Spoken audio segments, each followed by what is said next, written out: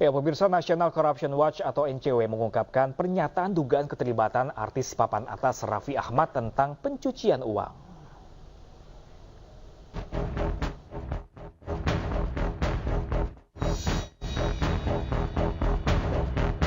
Selebritis Raffi Ahmad diduga terlibat skandal pencucian uang mencapai ratusan miliar rupiah. Dugaan diungkapkan Ketua National Corruption Watch, Hanifa Sutrisna. Dugaan berdasarkan bukti yang telah dikumpulkan NCW. Sumber kekayaan Raffi Ahmad ini sebagian diduga berasal dari terduga korupsi. Diduga terdapat ratusan rekening yang dimiliki Raffi Ahmad untuk menjadi kantong semar mengelola uang-uang haram yang berasal dari terdakwa kasus korupsi. Sementara itu, Raffi Ahmad membantah harta kekayaannya berasal dari dugaan korupsi pencucian uang. Ya apalagi aku kaget juga, dibilang ada pencucian uang lah, itulah. Sama sekali nggak ada. Aku, ini percaya nggak percaya, cek aja. Ini gedung juga masih ada cicilan, masih ada semua.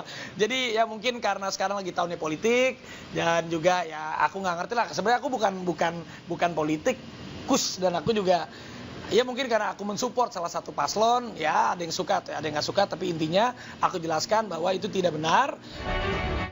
Diketahui Raffi Ahmad merupakan tim ses pasangan calon presiden dan wakil presiden nomor urut 2 Prabowo Subianto dan Gibran Rakabuming Raka.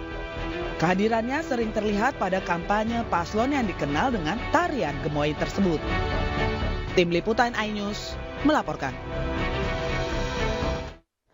Dan pemirsa, untuk membahas selengkapnya dugaan skandal pencucian uang yang melibatkan selebritis, kami telah terhubung dengan Ketua National Corruption Watch atau NCW, Hanif Sutrisna, dan juga pakar tindak pidana pencucian uang yaitu Ibu Yenti Garnasi. Ya, selamat siang Bapak Ibu, terima kasih telah bergabung bersama kami di AI Siang kali ini. Selamat siang. Oke, kita mungkin ke Pak Hanif terlebih dahulu. Pak Hanif, ini bagaimana Pak Hanif cara kerja NCW hingga akhirnya bisa menyimpulkan dugaan adanya tindak pencucian uang yang melibatkan Raffi Ahmad yang sempat geger kemarin? Baik, ini bermula sebenarnya dari pengaduan masyarakat yang datang ke kami, yang mengatakan bahwa ada seorang artis ternama yang berinisial R yang kami sudah sebut kemarin itu Raffi Ahmad, ini menerima uang dari seorang terdakwa korupsi. Dan ini bermula dari pengaduan dari masyarakat ini mengatakan bahwa yang menempatkan uang ini hingga saat ini tidak bisa menghubungi saudara R. Karena dia bilang sudah menempatkan puluhan miliar dan tidak hanya kepada saudara R, ada beberapa orang artis juga, dan setelah beberapa bulan ini tidak bisa dihubungi. Artinya ada kebutuhan ekonomi yang dibutuhkan oleh si terdakwa ini, tapi si Raffi ini tidak bisa dihubungi katanya. Kemudian dari informasi itu berkembanglah kami lihat laporan-laporan Dumas kami yang lain. Ada laporan lagi yang akhirnya kami dapatkan bahwa salah seorang dari Dumas ini merasa kecewa bahwa laporan mereka terkait ada hubungan Raffi Ahmad dengan saudara terdakwa R yang merupakan juga kasus suap dan korupsi dari pajak, mengatakan bahwa pengaduan itu sudah sampai ke KPK dan sudah dikatakan juga hubungannya relasinya sangat kuat sekali antara saudara R ini dengan saudara A. Dan kalau kita lihat penyangkalan yang dilakukan oleh saudara R ini bahwa tidak kenal dengan saudara A, tidak ada hubungan sama sekali dengan saudara A, tapi kebelakangan baru diakui bahwa dia salah satu dari kolega dia merupakan menantu dari saudara A ini menjadi partner bisnis atau koleganya saudara R ini di salah satu bisnisnya di Rans, ya kan. Nah, ini memperlihatkan bahwa dugaan-dugaan yang disampaikan melalui Dumas ini sebenarnya tinggal kita meminta dari PPATK. Kemarin kami mencoba menghubungi jaringan kami yang ada di PPATK, mengatakan bahwa sejak 8 bulan 9 bulan yang lalu sebenarnya PPATK dengan mulai gaduhnya ada juga pencucian uang karena ada keterlibatan Raffi di skema Ponzi-nya Fahrenheit, apalagi itu ATHG atau apa namanya itu. Nah, ini memperlihatkan sebenarnya dari PPATK sendiri, dari kepala PPATK pada saat itu ingin menyampaikan ada curigaan terhadap aliran keuangan tidak wajar yang masuk ke lain bisnisnya Rans yang Raffi Ahmad. yang ada 8 lain bisnis yang dikelola Raffi sekarang. Dan ini semakin menggurita. Pertanyaan sederhana aja. Jadi setelah kami kaji beberapa laporan dari masyarakat ini, kami kaji tumbuhnya keuangan atau bisnisnya saudara AR ini sangat tidak wajar. Orang yang bisa 20 tahun, 30 tahun berbisnis, saya kasih contoh aja seperti Sandiaga Uno, siapa lagi yang pengusaha-pengusaha muda yang sukses ini, Erwin Aksa, siapa lagi yang menurut saya yang bisnisnya sukses sekali, tidak bisa mengumpulkan uang triliunan dalam jangka waktu 5 tahun, 6 tahun. Nah, hal inilah yang memperkuat dugaan kami, dan modus-modusnya disampaikan oleh si masyarakat yang mengadu ini, bahwa modus yang dilakukan adalah dengan menceritakan bahwa dia akan membuka bisnis yang nilainya triliunan, dia akan membeli lahan sekian hektar, kemudian dia akan membangun lagi, diceritain dengan lengkap bahwa ada proyek di Bali yang nilainya mungkin akan mencapai 5 triliun. Jadi marketing komunikasinya dilakukan seperti itu, artinya untuk layeringnya, untuk bisa di placementnya udah ada, cangkangnya sudah ada. Jadi begitu ya, gimana? Berarti Pak Hanif, apakah bisa dikatakan bahwa kan yang beredar ini bahwa terduga terlibat pencucian uang ratusan miliar, tapi ini lebih, kalau mendengar apa yang Pak Hanif baru sampaikan, sudah lebih ke triliunan begitu ya angkanya? Ya, kalau dari pembahasan akhirnya kami lakukan pendalaman terhadap masyarakat ini, itu udah triliunan sebenarnya. Cuman yang jelas terlihat itu dia bilang ratusan miliar yang sudah ada dari yang mengaku bahwa uang saya ada sama saudara R, tapi saya hubungi sudah nggak bisa. Saya katakan, boleh nggak saya ungkap terang-terangan? Saya bilang kan, kalau boleh terang-terangan, dia bilang bukan, dibilang nanti uang itu saya dibilang akan lebih berat hukuman saya. Saya bilang enggak, untuk ungkap kebenaran, saya bilang kan, karena kalau nggak diungkap uangnya juga nggak akan kembali. Saya bilang, yang namanya uang kejahatan kalau diakui ya kejahatannya akan lebih terungkap. Tapi saya bilang, ya saya spill ininya aja ya, boleh ya. Ya saya izin dulu bang ke orangnya. Tapi ini nyata. Dan nggak hanya saudara R aja, uang yang terdakwa yang lagi di lembaga pemasyarakatan ini tempatkan itu. Oke, baik. Kita beralih ke pakar TPPU, ada Ibu Yenti Ganarsi. Ibu Yenti, ini tanggapannya gimana terkait temuan NCW, dan apalagi ini kasus Raffi Ahmad ini bukan sekali terjadi dugaan terkena tindak pidana pencucian uang. Seperti apa tanggapannya Ibu Yenti? Ya, tadi sudah disampaikan dari NCW ya, bahwa gamblang itu sebetulnya ya, apalagi sudah ada terdakwa kejahatan yang menghasilkan uang, yang kemudian terdakwa itu sendiri mengatakan bahwa uangnya mengalir ke seseorang, R lah, taruhlah, seperti itu. Ini kan harusnya didalami oleh penyidik ya, untuk mencari, karena gini, dengan adanya rezim anti pencucian uang, ketika ada terdakwa, ada penyidikan dan sudah menentukan terdakwa atau tersangka ini. Kalau di polisi masih tersangka. Kalau tersangka apalagi terdakwa, waktu tersangka itu uang terus dilihat. Ini uang yang dilakukan oleh A tadi kalau nggak salah disebutkan, kejahatan itu korupsi atau apapun ya, kejahatan ekonomi, ini kemudian dia menanyakan kepada seseorang R, artinya apakah menanyakan dalam artian bahwa uang itu sudah dialirkan ke sana. Artinya kalau sudah ada kejahatan kemudian mengalir ke R misalnya, atau ke A atau ke B lah, mengalirnya uang hasil kejahatan, itulah namanya TPPU. Dan hanya dengan TPPU itu sajalah yang paling bisa diharapkan bahwa ia akan terungkap semua, kemudian uangnya di mana.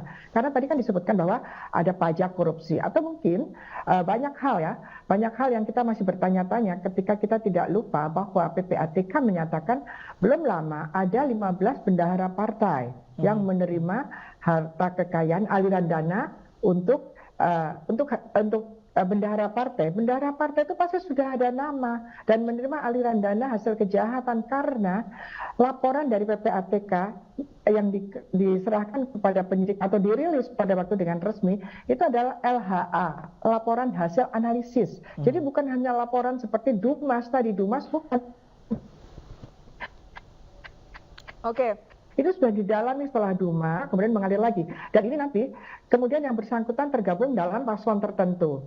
Nah, ini nanti akan ada TPPU lagi, yaitu hasil kejahatan yang awal dari A ke R misalnya, kalau ini betul, R ke partai, ini di TPPU-nya juga sudah ada dua layer TPPU lagi gitu. Ini berbahaya sekali untuk kita mencapai pemilu yang jurdil ya, untuk menjadikan satu orang-orang pemimpin yang baik yang tidak tercemar dari hasil kejahatan. Jadi ini harusnya PPATK segera cepat, penyidik juga cepat diperiksa. Apalagi nama-nama ini kan beberapa kali betul. Saya juga waktu bicara di Ponsi sering disebutkan namanya, tapi ya hilang begitu saja. Iya, kalau berbicara demikian, Mbak. Apa yang Ibu Yenti baru saja sampaikan, bahwa dikatakan juga bahwa inisial R ini sudah berkali-kali dicuatkan namanya terlibat pencucian uang. Kenapa baru saat ini makin hangat ketika memang R ini ada kaitannya dengan paslon tertentu menjadi tim sesnya? Bagaimana pandangan Anda? Pandangannya bisa nggak dibalik? Kenapa yang dulu-dulu tidak gitu kan? Yang dulu-dulu tidak itu apa memang clear gitu kan?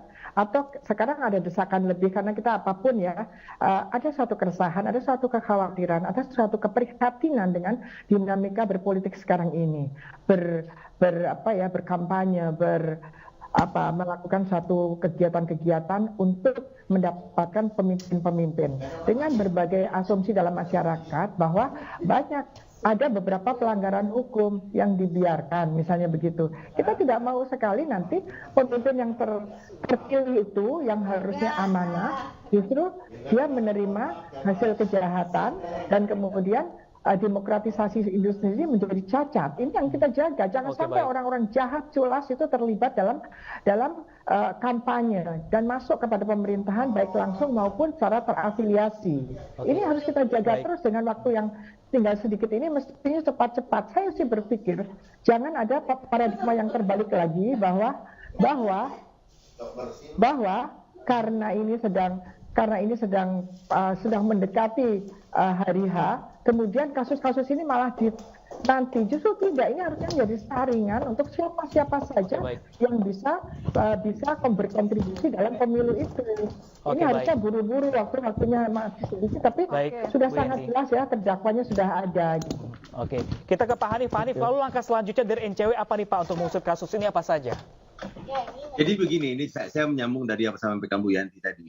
Ini ada beberapa kejanggalan yang terjadi belakangan ini yang menurut kami penindakan atau pencegahan atau terduga korupsi ini sekarang sangat lemah sekali. Di mana lemahnya kami lihat? Lemah yang pertama adalah kemarin ada terduga korupsi mantan ya kan?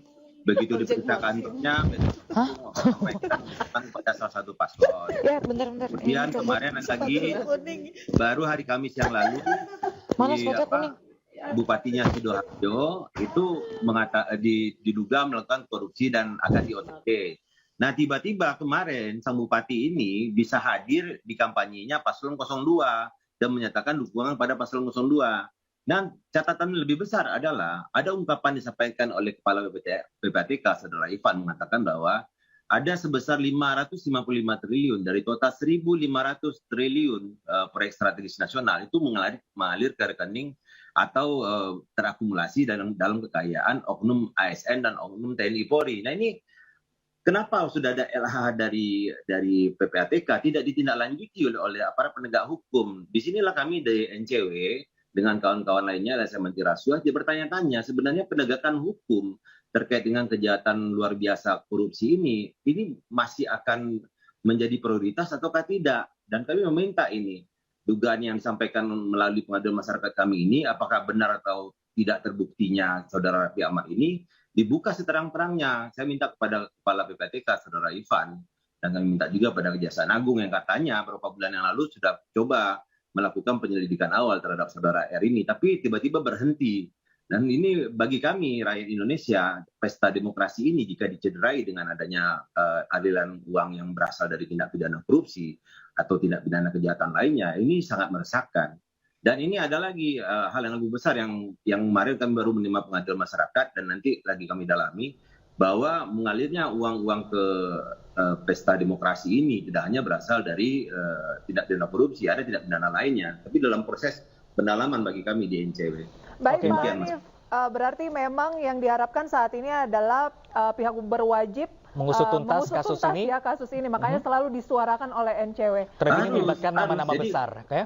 Baik, terima kasih. Jangan sampai ini hilang begitu saja ya Bu Yanti. Baik, ya. jangan sampai hilang begitu saja. Terima kasih Pak Hanif Dan Ibu Yanti, Ibu terima kasih telah bergabung bersama kami di siang kali ini. Terima kasih. Selamat siang.